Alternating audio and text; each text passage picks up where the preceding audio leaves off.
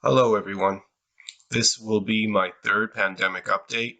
Today is April 8th, and what I would like to focus on today is essentially looking at the difference between the United States and the rest of the world.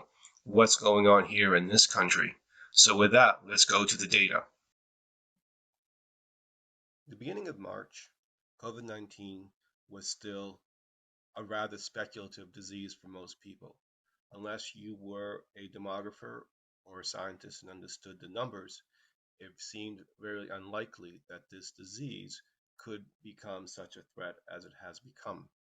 At this time, 4 deaths were happening daily in the United States. And compare that to influenza and pneumonia combined, which was 153 deaths. And we won't even talk about heart disease and cancer, which are the biggest killers of Americans. But let's see what happens as time goes by. We get to the middle of the month, you start to see eventually COVID deaths beginning to rise. And by March 24th, COVID deaths had surpassed the number of deaths from influenza and pneumonia.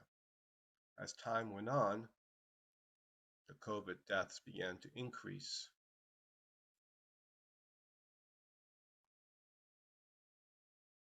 And today, on April 7th, you can see they lead the way in deaths for Americans.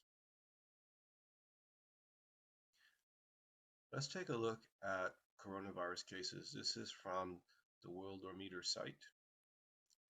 As of today,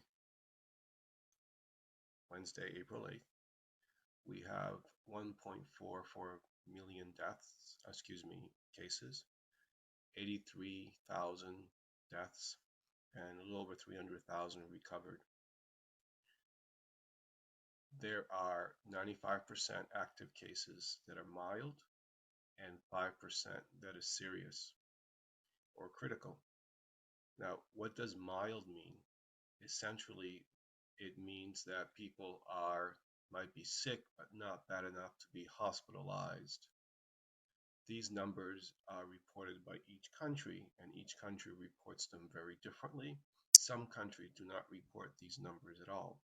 So uh, that is the reason why they are so different than these numbers here on the closed cases. Now, this is represents people who have either have gotten past the disease and recovered or have passed away. And so far, cumulatively, about 79% of people have recovered this disease, and 21% of people have succumbed to it, have died. How do these numbers square with these numbers? This represents current situation, while this represents a historical record of what's happened so far. If these were the actual numbers here, we could confidently say that the death rate from this disease is indeed 21%, which seems extremely high. Not everyone is being counted. There are both undercounts of cases and deaths. So we really cannot rely on this number, thank goodness, because 21% would be quite catastrophic. We won't know what the ultimate death rate will be until we look back, and all the cases will be closed cases, or virtually all of them. At that point, we can determine what the actual death rate is. Okay. The United States is by far the leading country in the number of total cases. In fact, if you were to zoom into the United States and look at the states, you can see New York has 142,000 cases. In fact, it would be number 2 as of yesterday. And if you look at the number of deaths yesterday, close to 2,000 deaths, which is still leading the world. France is second with 1,400 deaths. Now let's turn to community mobility reports that Google compiled showing how well each community in the world is doing at social distancing. We can take a look at the United States.